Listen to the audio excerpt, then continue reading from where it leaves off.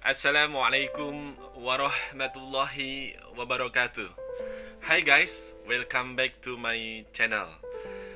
Teman-teman semua, kali ini saya akan berbagi mengenai sebuah tema yang sangat luar biasa. Jadi, mulai hari ini kita bisa berhijrah dan bisa menghadapi ujian apapun tantangannya, apapun rintangannya. Oke, judul dari materi saya ini adalah titik cukup. Apa itu titik cukup? Ya, mungkin ada yang bertanya-tanya ya. Oke guys, kita langsung mulai aja ya. Nah, teman-teman semua, bahwa tidak ada manusia yang tidak diuji oleh Allah. Jadi seluruh manusia yang ada di muka bumi ini semuanya diuji oleh Allah.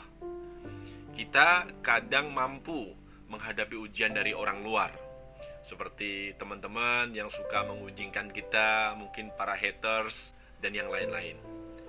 Namun kadang malah banyak di antara kita yang tidak mampu menghadapi ujian dari orang terdekat kita sendiri. Contohnya adalah keluarga ataupun orang tua. Nanti seperti apa, nanti saya akan contohkan gitu ya. Nah, teman-teman semua orang sepakat dan semua orang setuju bahwa sholat itu peraturannya jelas. Ya, zakat juga begitu. Semua orang gak ada protes, semua orang sepakat. Puasa, semua orang juga sepakat. Nah, begitu kita ngomong giliran riba, banyak orang yang tidak sepakat. Nah, itulah susahnya ya. Jadi, teman-teman, kita harus berhijrah ya. Dulu mungkin kita banyak terjebak dengan hal-hal yang berbau riba. Nah, dengannya hijrah kita, maka kita tidak boleh main-main lagi dengan yang namanya riba ya. Nah, sedangkan ujian, tadi ujian saya sebutkan, kenapa kita lebih susah menghadapi ujian yang berasal dari keluarga dan orang tua sendiri. Jelas, pada saat pertama kali kita menikah, kemudian punya anak, biasanya orang tua itu punya cita-cita, tolong punya rumah gitu ya. Bagaimanapun caranya, biasanya begitu. Dan biasanya ukuran kesuksesan seseorang itu juga ditandai dengan pada saat mereka memiliki roda 2 ataupun roda 4. Jadi pada saat misalnya pulang kampung, kalau udah punya roda 4 tuh bangganya minta ampun gitu ya. Itu ujian sebenarnya ya. Sedangkan yang ditanya pada saat itu tuh keadaannya tidak sehebat apa yang seperti orang tua perkirakan. Nah, kalau tidak ngutang, gimana mau membeli gitu ya. Kalau nggak kredit, gimana kita bisa punya. Sebagian orang mengatakan demikian, teman-teman. Baik, kalau hal ini sudah terjadi, tentunya apa yang sudah kita usahakan itu sepertinya tidak semulus seperti apa yang kita kira ya. Artinya betapa kita tidak bisa memperbaiki keadaan kita. Nah, hal yang harus kita lakukan adalah kita harus berdoa, meminta yang terbaik kepada Allah, meminta keadaan yang terbaik kepada Allah. Doanya seperti apa? Seperti yang teman-teman lihat. Ya muqallibal qulub, sabit qalbi ala dinik. Artinya, wahai zat yang membolak-balikan hati, teguhkanlah hatiku berada di atas agamamu. Teman-teman juga bisa tambahkan, Robbana la tuyih kulubana badait hadaitana. Ya Tuhan kami, janganlah engkau jadikan hati kami condong kepada sesatan sesudah engkau beri petunjuk kepada kami.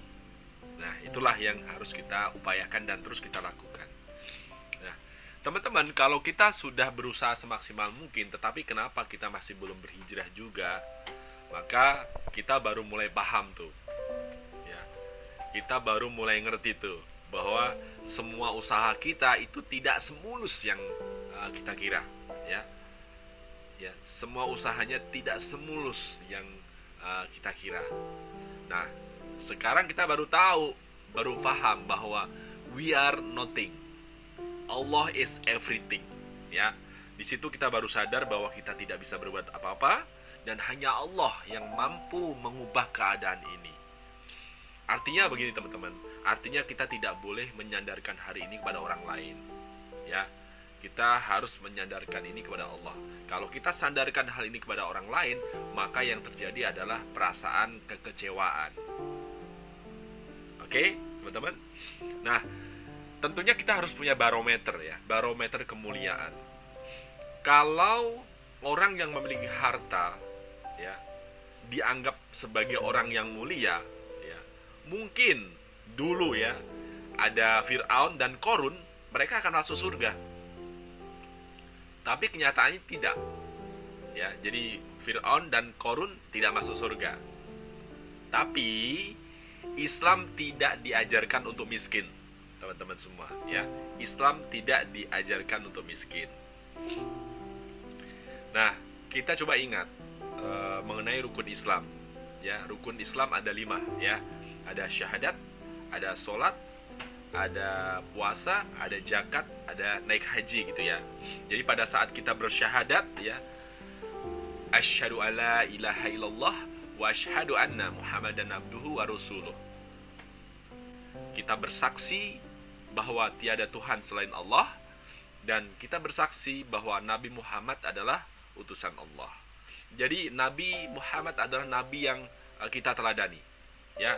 Jika contoh terbaik kita adalah Nabi Muhammad SAW, maka kita juga bisa meneladani beliau, tuh ya, bahwa beliau itu kaya, tetapi beliau memilih hidup dengan sederhana. Nah, itulah yang harus kita teladani. Kemudian sholat. Ya. Pada saat kita melakukan sholat, ya, sholat berjamaah di masjid khususnya, ya, kadang-kadang kita memilih baju yang sembarangan, gitu ya. Mau bertemu dengan atasan saja, kita memilih baju yang terbaik. Mau ada tamu, kita memilih baju yang terbaik. Begitu kita mau menghadap yang menciptakan kita, yang menciptakan alam semesta, yang menciptakan jagat raya ini, kita memakai baju seenaknya sendiri, gitu ya. Padahal sunnahnya adalah kalau kita sholat, gunakan pakaian yang terbaik untuk beribadah kepada Allah. Kemudian yang ketiga adalah zakat, ya. Menurut teman-teman, zakat itu menerima atau memberi? Exactly, memberi. Karena Islam mengajarkan kita untuk memberi. Memberi lebih mulia daripada menerima. Kemudian puasa. Nah, teman-teman, puasa itu perlu modal, ya. Perlu makanan untuk sahur, perlu makanan untuk berbuka, ya. Dan kita diajarkan untuk memberikan hidangan kepada orang yang berpuasa, agar pahala orang puasa itu juga kita dapatkan. Dan yang terakhir adalah haji. Jadi kita semua diajarkan oleh Islam bahwa kita harus berikhtiar, bahwa haji itu bukan sesuatu yang tidak mungkin, tapi kita diminta untuk berikhtiar agar kita bisa berangkat menunaikan ibadah haji. Tentunya dengan cara-cara yang baik dan cara-cara yang halal. Oke, guys, ya, Islam mengajarkan cara kaya bukan dengan cara yang haram. Ya, sekali lagi, Islam mengajarkan cara yang kaya bukan dengan cara yang haram, gitu ya. Cara untuk kaya itu bagaimana? Sebenarnya kalau kita tahu, caranya itu simple, ya teman-temannya. Bahwa cara untuk kaya itu cukup menentukan yang namanya titik cukup dalam kehidupan kita. Bagaimana caranya? Betul, yaitu dengan menentukan titik cukup dalam kehidupan. Titik cukup itu apa sih? Titik cukup itu adalah cara kita untuk memenuhi kebutuhan hidup kita, bukan gaya hidup. Nah, teman-teman, kalau teman-teman sudah tahu dan teman-teman sudah sadar apa itu titik cukup, yuk mari kita dengarkan sama-sama Quran Surat Al-Maidah ayat 100. قل لا يستوي الخبيث والطيب ولو أعجبك كثرة الخبيث فاتقوا الله يا أولي الألباب لعلكم تفلحون. Katakanlah, wahai Muhammad, tidaklah sama yang buruk dengan yang baik, meskipun banyaknya keburukan itu menarik hatimu. Maka bertakwalah kepada Allah, wahai orang-orang yang mempunyai akal sehat, agar kamu beruntung. Quran Surat Al-Maidah ayat 100. Nah, teman-teman, di sini jelas kelihatan bahwa orang yang bertakwa itu adalah orang yang beruntung. Ya. Jadi, jangan bandingkan kita dengan orang lain dalam menentukan titik cukup.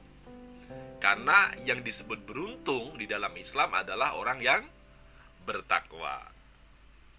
Nah, kalau kita bandingkan dengan orang lain, maka titik cukup kita nanti nggak bakalan bisa ketemu teman-teman semua ya. Contohnya kita pakai barang brand A dan teman kita pakai brand yang lebih mahal. Nah, kalau kita ikutin maka nggak bakalan selesai gitu ya. Terus merasa malu nggak punya brand A gitu ya. Ujung-ujungnya apa? Ujung-ujungnya kalau kita pengen membeli brand A harus ngutang dulu, kredit dulu. Nah itu yang tidak diperbolehkan gitu ya guys ya.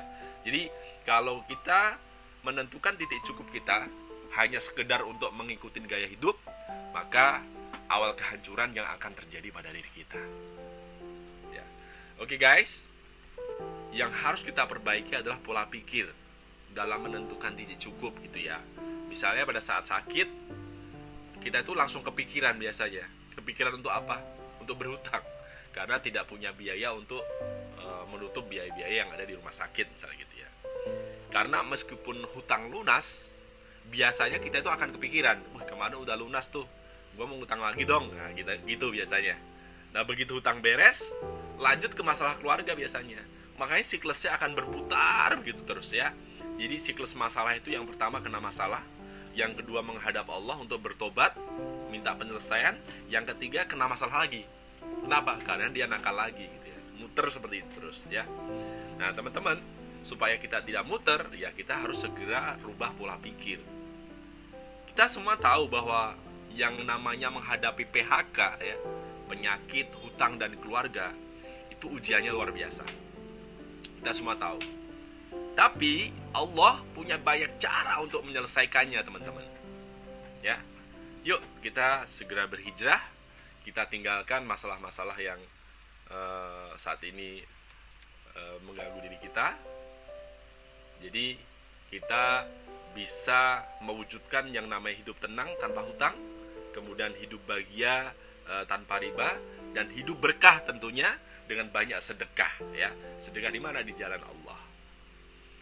Oke guys, itu saja, mudah-mudahan bermanfaat. Billahi taufik wal hidayah.